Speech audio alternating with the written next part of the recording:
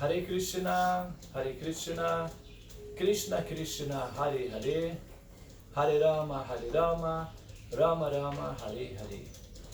Ó energia suprema de amor divina, eleva-me, envolve-me, protege-me. Hari Bol, Jaya Srila Prabhupada Ki Jai. Bom dia, boa tarde ou boa noite, dependendo do horário que você está assistindo ao vídeo. Vamos continuar então com o estudo do Bhagavad Gita. Nós estamos na parte inicial, montando o cenário. Então, vamos cantar o mantra inicial.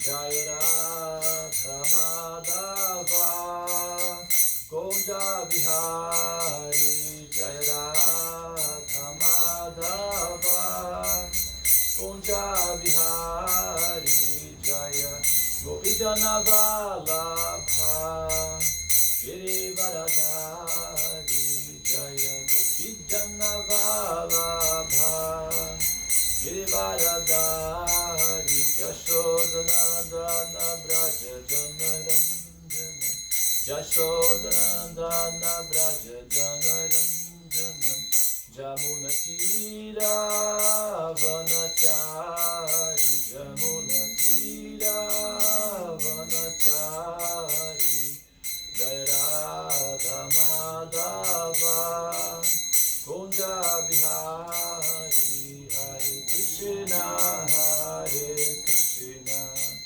Krishna Krishna, Hare Hare, Hare Rama, Rama Rama, Hare Hare, Hare Krishna, Krishna Krishna, Hare Hare, Hare Rama, Rama Rama, Hare Hare, Hare Krishna, Krishna Krishna, Hare Hare, Hare Rama, Rama Rama, Hare Hare. Jaya Prabhupada, Jaya Prabhupada, Jaya Prabhupada, Srila Prabhupada, Prabhupada, Jaya Jaya Prabhupada, Prabhupada,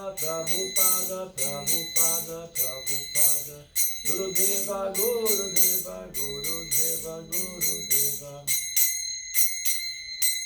Srila Prabhupada Patita Pavana Ki Jai, Om Vishnupada Paramahansa Parivrajacharya Astotra Sat Sri Srimat Sua Divina Graça Abhai Charam Bhaktivedanta Swami Prabhupada Ki Jai, Srila Prabhupada Ki Jai, Srimad Bhagavad Gita Ki Jai. Muito bem, então vamos começar com o mantra inicial.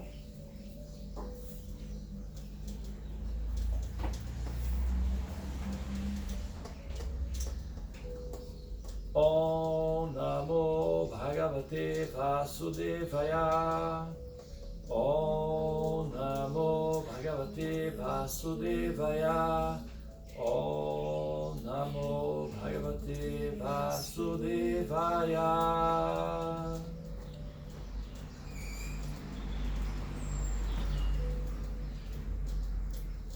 Muito bem, então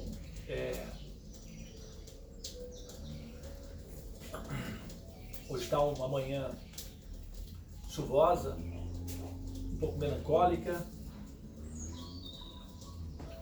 agradável, está fresco e excelente para falarmos sobre o Bhagavad Gita. Ok? O Bhagavad Gita é como um pão de açúcar, né? Eu já falei sobre isso, não falei? No início, né? O pão de açúcar é assim, onde você morde, como é? É doce. Então, onde você morde é doce. Então, qualquer dia que você começa lendo Bhagavad Gita, ou mordendo, vamos colocar essa metáfora, né? Bhagavad Gita, saboreando Gita, ou a Gita, né? Saboreando a Gita, então aí o dia tende a ficar doce, né? E se tiver algum azedume durante o dia, vai entrar no tempero, então vai virar um chutney, que é um doce um pouco mais azedo, um pouco mais picante, mas fica gostoso também. Então, Srimad Bhagavad Gita Ki Jai, é isso aí. E vamos que vamos continuar aqui porque nós estamos aqui terminando praticamente já, né, a parte do que é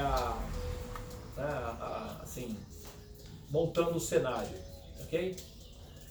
Muito bem. Vamos lá então, ok? Nós falamos, né, que eles perderam o jogo, e os Pandavas perderam o jogo e tiveram que ser exilados por 13 anos. Exilados significa que eles tiveram que morar na floresta. Eles se retiraram e foram para a floresta. Bom, agora que passou, né? O período passou. E quando eles voltaram do exílio, os Pandavas, recorrendo a seus direitos, exigiram que Duryodhana lhes devolvesse o reino. Eu estou me lembrando de uma curiosidade aqui que me envolve, no caso, envolve a minha e a minha família. Eu fui morar na Índia no ano de 2008. Não, 2008, isso. No ano de 2008.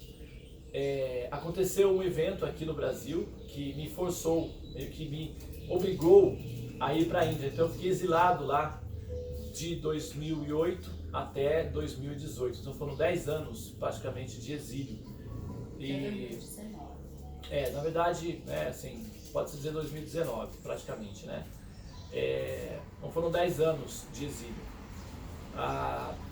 Bom,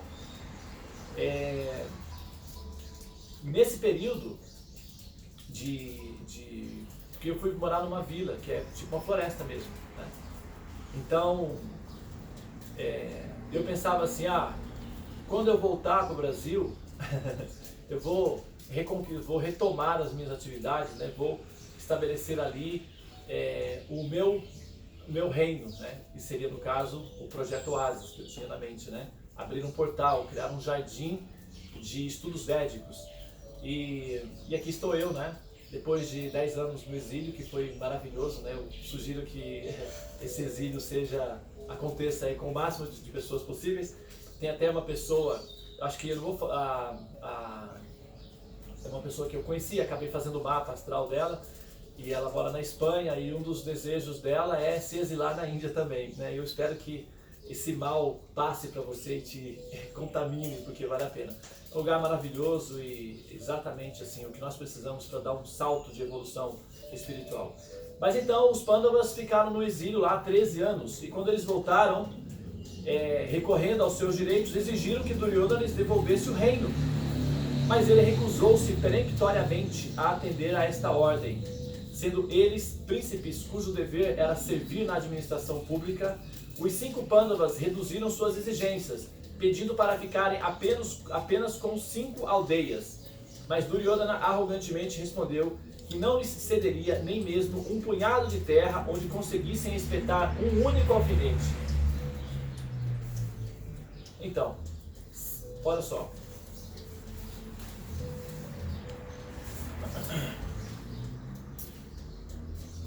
Os Pandavas, eles eram maleáveis, negociáveis. Então eles saíram, ficaram exilados, e quando voltaram, pediram de volta o reino. Porque como eles eram kshatriyas, eles não iam fazer outra coisa. O que eles iam fazer? Negociar? Eles não tinham habilidade. Iam trabalhar como shudras, não era nem permitido. Entendeu? Brahmanas, eles não eram autorizados a serem sacerdotes ou mestres, enfim. Eles não podiam, eles eram kshatriyas. Eles só podiam trabalhar na administração pública. Então eles foram lá recorrer à função deles. Quando o Duryodhana disse, não vou dar, não vou devolver o reino, e vai ter guerra. Porque até aí, 13 anos administrando, você consegue fazer concessões, subornar, controlar, né? Os articuladores políticos deixam os sub-reinos dependentes, tipo assim, como os países ricos fazem com os países pobres, dão empréstimos grandes e tornam um país pobre endividado eternamente. Então você acaba escravizando aquele país, sendo uma colônia, uma subcolônia, assim, do ponto de vista do imperialismo do capital, no caso, né? Que é o que acontece com os países do primeiro mundo e os países do terceiro mundo, né? É mais ou menos assim que acontece. E o Duryodhana criou muita articulação política envolvendo todo esse pessoal. E quando os Pandavas pediram o reino, ele disse não. Então o que eles fizeram? Como eles eram os 5 irmãos, eles pensaram assim, bom, quer saber de uma coisa? Na verdade, é até, de certa forma, um alívio não ter que cuidar de todo esse reino, né? Vamos pegar só mesmo o suficiente para a gente viver em paz. Vida simples com pensamento elevado. Se cada um de nós tivermos apenas uma aldeia, uma cidade para administrar, tudo bem. Porque nós temos que cumprir a nossa missão como kshatras, só precisamos disso. Então vamos fazer o seguinte, vamos deixar o reino para o Duryodhana, ele administra aí essa confusão toda, e a gente cuida apenas de um pequeno reinado só para não cumprir a tabela, digamos assim. Eles eram altamente avançados, eles eram expansões de devas, né? Duryodhana de Dhyamaraja, Arjuna de Vayu, uma expansão de Vayu. Então, assim, não tinha como eles ficarem muito preocupados, tecnicamente falando, com o reino, ou seja, querendo o reino. Porque as experiências deles de terem administrações celestiais fazia a administração local parecer irrisório. Só que eles tinham que fazer alguma coisa. Então eles pediram a administração de uma cidade para cada um dos Pandavas. E o Duryodhana, que já não tem essa experiência superior, estava extremamente apegado ao princípio local. Ele disse não, e também temendo a expansão dos Pandavas, porque uma vez que eles administrassem uma cidade, o que aconteceria? As pessoas iriam evadir, migrar para regiões onde eles estavam, né? Porque com eles estaria quem? Krishna. E Krishna é o todo atrativo. Krishna é como um sol. Então os planetas vão na direção do sol. Krishna é como um imã. O elemento ferro vai na direção do imã. O imã atrai o ferro. Então Krishna atrai a entidade vivente inevitavelmente. Todas as entidades vivas são atraídas por Krishna. Krishna é o todo atrativo. Até a energia ilusória de Krishna é atrativa. Por isso que a alma fica condicionada à energia ilusória. Porque é Krishna. E Krishna é todo atrativo. Por exemplo, eles fizeram um leilão lá quando foi de uma camisa, de uma jaqueta que o Elvis Presley usou. Que ele usava. Aí colocou lá no leilão e tal. Então o pessoal deu lá, parece que 3 milhões de dólares. Nossa, 3 milhões de dólares. Na camiseta dele. Foi o máximo. Não é a camisa do Elvis Presley é o Elvis Presley? Não. Mas por que vale tanto? Porque tem a energia dele ali. Entendeu? Por que se torna... uma jaqueta como qualquer outra. Mas o que faz aquela jaqueta ser tão interessante? A energia embutida ali. Então é assim como é a mesma da forma com Krishna. Com Krishna, ele é o todo atrativo, então as energias de Krishna se tornam atrativas para a entidade vivente. Então a entidade viva fica atraída a todas as energias de Krishna. Se não fica atraída diretamente por Krishna, fica atraída pela energia de Krishna. De uma forma ou outra, a entidade viva vai ficar atraída por Krishna, seja direta ou indiretamente. Entendeu? Então, onde está Krishna, todo mundo quer estar, assim, ligado a ele. E aí, Duryodhana, sabendo disso, quis evitar, falou, não, então não vai ter nada. Não é? Mas não vai ter nada, nem um punhado de terra que cabe um alfinete. Quer dizer, ele não estava interessado em conversar, em dialogar, entendeu? Isso era tirania. Não é? Os Pandavas não tiveram outra alternativa a não ser exigir à força os direitos. Né? Bom, durante todo esse incidente, os Pandavas sempre foram tolerantes e pacientes, mas agora a guerra parecia inevitável. Eu vou pedir só um segundinho, só uma pausazinha, né? Eu só quero ver um detalhe aqui. Então, pessoal, continuando, né, que eu havia parado aí, olha só. A guerra tornou-se certa. Todavia, né, à medida que os príncipes do mundo se dividiam, alguns aliando-se aos filhos de Dhritarashtra, Duryodhana, né, outros tomando o partido dos Pandavas, o próprio Krishna aceitou ser o mensageiro dos filhos de Pandu e foi à corte de Dhritarashtra pleitear a paz. Depois que as suas propostas foram recusadas, a guerra tornou-se guerra. Olha só. Krishna, eu vou falar uma coisa aqui um pouco meio polêmica, tá? Mas é isso mesmo. Polêmicas não devem ser evitadas porque isso faz com que a nossa mente fique conectada, querendo entender os assuntos e apegados aos conceitos superiores, né? Principalmente os metafísicos. Então eu vou colocar assim essa polêmica aqui.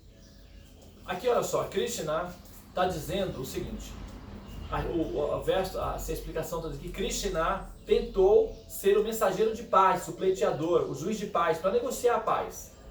Então Krishna, as pessoas acusam, mas por que esse Bhagavad Gita, a Gita é falada, é uma canção da paz, mas falada no meio de uma guerra. Sempre onde tem Deus, tem que ter guerra no meio. Então, aquela história dos primeiros vídeos, lembra que nós comentamos? As primeiras gravações sobre essa ideia de que como é que nós estamos querendo promover a paz com um livro que surgiu no meio de uma guerra. Sempre onde tem Deus, tem um movimento de guerras envolvidos. Só que o que acontece, no caso de Krishna, é completamente diferente. Ele se esforçou para que houvesse um acordo de paz. E Krishna, ele é uma pessoa, vamos colocar assim, educada. Ele não vai invadir a privacidade das pessoas e o direito delas de cometerem erros também, até porque eles estão evoluindo e aprendendo. Apesar de que Krishna, sendo a suprema personalidade de Deus, interagindo com almas que são apenas almas condicionadas, ele leva em consideração o protocolo normal do processo de cada uma, ou seja, ele tem a educação de não invadir a privacidade das pessoas. E ele atua de acordo com o nível local, ele se adapta para se relacionar com o nível local. Então, ele poderia simplesmente, vamos colocar assim, hipnotizar o Duryodhana, entrar na mente do Duryodhana, fazer uma lavagem cerebral, podia fazer o que ele quisesse. Só que ele não fez. Ele atuou normalmente, dando às partes o direito de levarem a cabo as suas próprias consciências de acordo com o nível de consciência delas e, claro, aceitando também as consequências desse nível, né? Então, Krishna tentou, de todas as formas, atuar sob a forma de ser o mensageiro da paz, né? Só que não foi possível porque o Duryodhana estava realmente reticente em relação a isso e determinado. E a afirmação de Duryodhana foi contundente. Não quer acordo. Então Krishna também não ficou forçando a barra, né? Ele vai ficar dando soco em ponta de faca, porque não é assim aconselhável, né? Isso daí. Então foi realmente, Krishna entendeu que não, Arjuna realmente vai ter que tomar a atitude de um kshatriya e ir para a luta mesmo.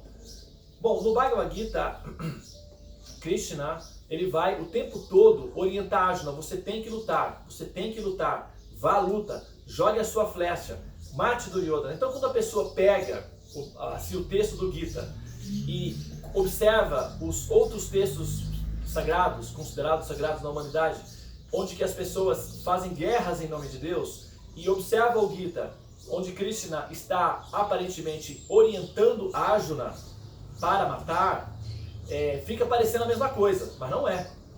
É completamente diferente. Uma moeda falsa é muito parecida com a verdadeira. Você pega uma moeda falsa e verdadeira, não são parecidas? Mas qual é a diferença entre elas? Uma tem autorização, tem autoridade superior, a outra não tem. Então, quando você coloca as duas juntas, parece a mesma coisa. Mas apenas um perito, uma pessoa experiente, vai saber qual é a diferença entre elas. E aqui nós estamos lidando com investigações, então é necessário que nós tenhamos alguma experiência daquilo que nós estamos falando. E não é o mesmo contexto, porque previamente Krishna, ele atuou para que houvesse acordos, para que houvesse paz.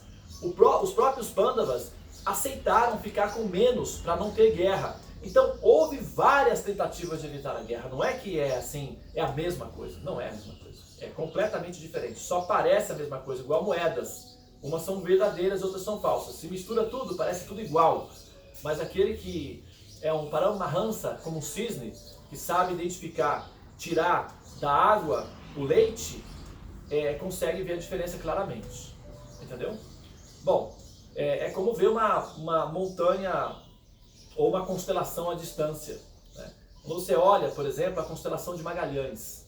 Se você olha a constelação de Magalhães a olho nu, parece ser uma única estrela. Quando você coloca o telescópio na direção da constelação de Magalhães, são 3 galáxias diferentes. 3 galáxias. Não é nem uma estrela, são galáxias que tem bilhões de estrelas. Entende? Então você consegue ver a diferença claramente usando o equipamento adequado. E assim também é. Quando você não tem o equipamento adequado ou a forma adequada de olhar, você vai olhar o Bhagavad Gita, o contexto do Bhagavad Gita, Krishna falando, Arjuna, levante-se e lute, atire a flecha, mate. Aí, assim, uma pessoa moralmente, vamos dizer assim, mais inexperiente vai olhar esse texto, nossa, mas como é isso? Krishna não é Deus, mas por que ele está falando? Ah, não pode ser. Então vai entrar nesse contexto também, entendeu? Mas não é assim. Outra coisa, por exemplo, quando Krishna falou toda a história do Gita, todo o texto, fez a canção, a explicação para Arjuna, no finalzinho da canção, no final das orientações, Krishna disse para Arjuna, agora Arjuna, você decida. Todas as orientações que eu poderia te dar foram dadas, agora a decisão é sua. Tome a sua decisão, porém, tome a sua decisão coerentemente, conscientemente. Tome a decisão correta. Levante-se e lute. Agora, logo no início do Bhagavad Gita, vai ter uma descrição em que Arjuna, ele pega o arco dele e desiste de lutar. E ele diz assim para Krishna. Depois de tudo que Krishna falou para ele. Não, depois de tudo que Krishna falou, não. Foi logo no início, quando Krishna pegou Arjuna, porque teve as batalhas védicas eram assim, eram combinados fora da cidade. Tinha um campo, tipo um ringue mesmo. E tinha um campo de batalha. Ali é onde os exércitos iam para fazer lutas, para decidir quem vai ser o rei, quem não vai ser, quem vai dominar, quem não vai. Então as lutas eram todas feitas fora das cidades, como no ringue. E foi escolhido um campo de batalha chamado Kurukshetra, o campo de batalha dos Kurus. Então até os Kurus tiveram o direito de escolher onde ia ser jogado o jogo. Né? Tem jogos de futebol, né, que o time decide onde é que vai ser jogado. Então os Kurus decidiram inclusive o campo de batalha. Ali o Kurukshetra, Kshetra significa campo, e Kuru, os Kurus. A batalha de Kurukshetra, que aconteceu contra os Kurus. E era um local sagrado, era um local onde se realizava ali muitas atividades bramínicas, sacrifícios, cerimônias védicas de fogo, etc. Então era um local espiritual também, de certa forma, naquela região ali. Então, Krishna pegou Arjuna, levou Arjuna até num determinado ponto, um pouco mais elevado assim, e mostrou, olha Arjuna, veja os exércitos. De um lado estavam uma centena de milhares de soldados que eram dos Kurus, e do outro lado os Pandavas. Quando Arjuna viu aquela situação, ele viu tios, avós, parentes, irmãos, cunhados, primos, amigos, um de frente para o outro, eles já iam lutar. Eles já iam começar a luta. Quando Arjuna viu essa situação, ele falou para Krishna da seguinte maneira, como Krishna? Como é que eu vou atirar flechas em pessoas que eu aprendi que eu deveria adorar, que eu não deveria atacar nem com palavras? Meu mestre espiritual, meu mestre de armas está lá do outro lado. Meu avô, parentes, primos, amigos estão. Como eu vou matar essas pessoas? Como é que eu vou viver feliz depois de ter matado essas pessoas? O que vai adiantar um reino, opulência, glória? Não vai adiantar nada. Eu vou sair dessa batalha deprimido, arrasado e vou me sentir vazio, porque como é que eu vou matar essas pessoas e ainda vou ser feliz? As escrituras não me incentivam de forma alguma a matar os meus parentes, a matar meus mestres. Eu não tenho condições de fazer isso. Ele pegou o arco dele, colocou do lado e falou, não lutarei. Krishna, que estava lá com ele, olhou para ele e sorriu. Deu um sorrisinho. Um sorriso assim, tipo, ai, vai dar trabalho. Vamos lá. Vamos. Então, Vamos lá, porque a conversa vai ser demorada. Mas é necessário uma conversa, vamos conversar. Então, na verdade, esse sorriso que Krishna dá, olhando a ignorância de Arjuna, tem muitos significados interessantíssimos envolvidos nela. Vou falar um só. Arjuna, ele é um seguidor dos Vedas, das escrituras. E as escrituras orientam a não fazer isso daí. Os kshatras devem respeitar os mais velhos, as autoridades. E do outro lado, ele teria que atirar flecha no próprio avô dele, que é o avô Bhishma. Então isso seria muito doloroso para ele. Quando ele colocou, mas Krishna, como é que eu vou matar essas pessoas? Quando Krishna sorriu, um dos significados do sorriso de Krishna é que esse é o meu devoto. Um devoto de Krishna não é uma pessoa sem coerência. Eu acho que esse vídeo vai passar um pouquinho, mas eu acho que vale a pena. Krishna, quando ele tem essa consideração, a observação é: esse meu devoto, ele tem coerência, ele é coerente. Porque um devoto não é uma pessoa cega, filosoficamente falando. É um fanático que simplesmente segue sem ter considerações teológicas e metafísicas envolvidas. Porque ele aprende que ele tem que utilizar a inteligência ao seguir as escrituras. Ele não pode simplesmente seguir cega e fanaticamente. Ele tem que compreender o que ele está fazendo para ser produtivo, senão ele vai ali naquele ritmo e vira uma seita apenas. E a ideia védica é tornar pessoas conscientes de Vishnu, ou conscientes de Krishna. Então, sempre, como Krishna fala no Bhagavad Gita, abandone todos os processos de religião e renda-se a mim. Eu te libertarei. Isso vai ser falado lá no final. Mas, olha, veja o paralelo. Por exemplo, se a gente pegar, por exemplo, a história, eu não sei, quem conhece a história da Bíblia, por exemplo, vai entender o que eu estou falando.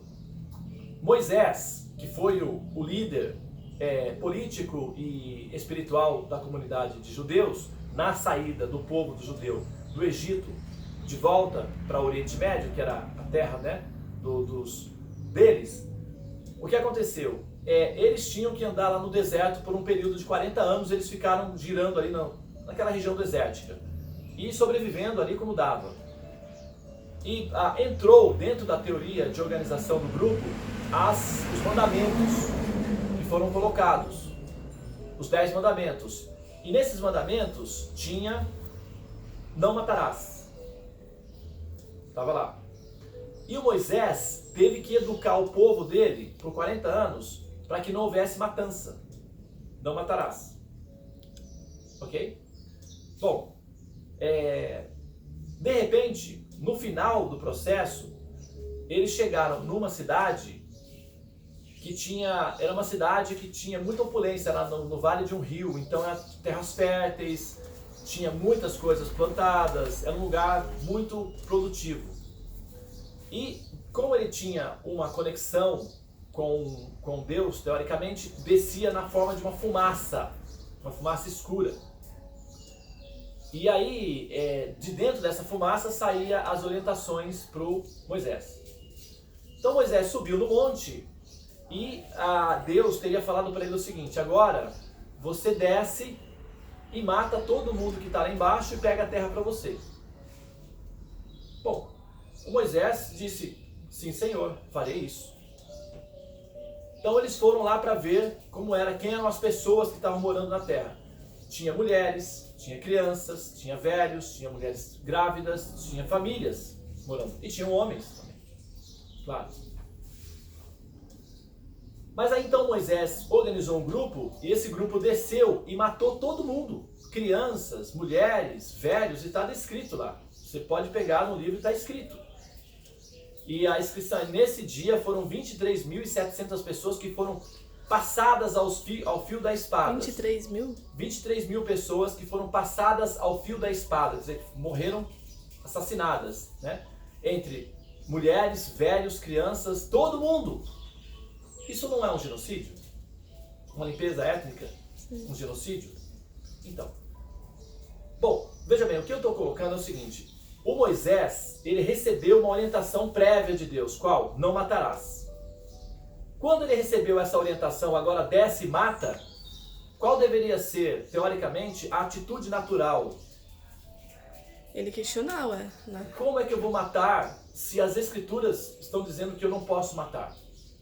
Está de encontro à orientação inicial. Como é que eu vou agora convencer o meu povo, que eu passei 40 anos orientando para não matar, descer e matar criança, mulheres, velhos? Como é que eu vou conseguir fazer isso? Não tenho condições de fazer isso, eu sinto muito. Por favor, explique isso de uma maneira mais adequada. E aí Krishna conversou com ele. Então, não, veja bem, eu estou fazendo um paralelo. Sim. Isso é uma metáfora, eu estou colocando duas coisas simultâneas para ver a diferença entre Arjuna e o Moisés. O comportamento de Arjuna e o comportamento filosófico e metafísico de Moisés, o comportamento filosófico e metafísico de Arjuna. Você vê a diferença. Sim.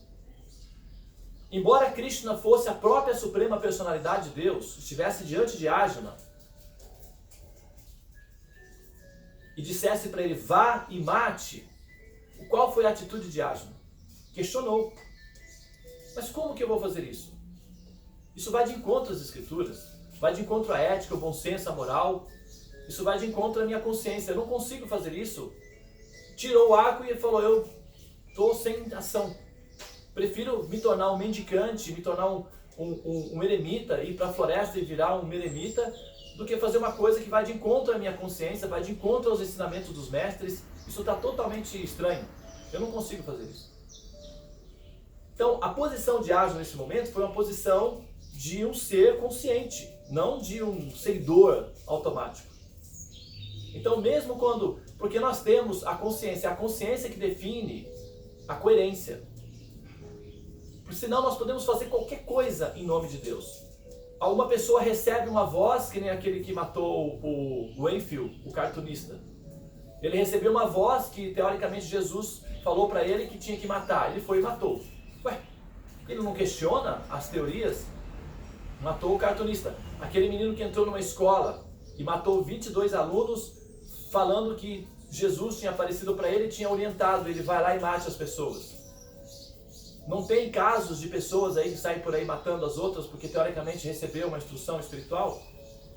Entende? Então, a nossa coerência é o que define se nós vamos ser pessoas conscientes de Deus ou simplesmente fanáticos religiosos. E a consciência de Krishna é para pessoas conscientes e não apenas para serem seguidores fanáticos. Se a gente pegar a reação metafísica e filosófica de Moisés e comparar com a reação de Arjuna, a gente vê claramente uma diferença de posicionamento. O Moisés, ele simplesmente seguiu a orientação. E se ele tivesse sendo enganado? E se, vamos colocar assim, o demônio, o capeta, ou sei lá quem, tivesse se disfarçado de Deus para falar uma coisa que foi de encontro ao que Deus originalmente tinha dito para ele? Porque a instrução de não matar parece ser ele nem divina. pensou, ele só seguiu a... Ele só seguiu.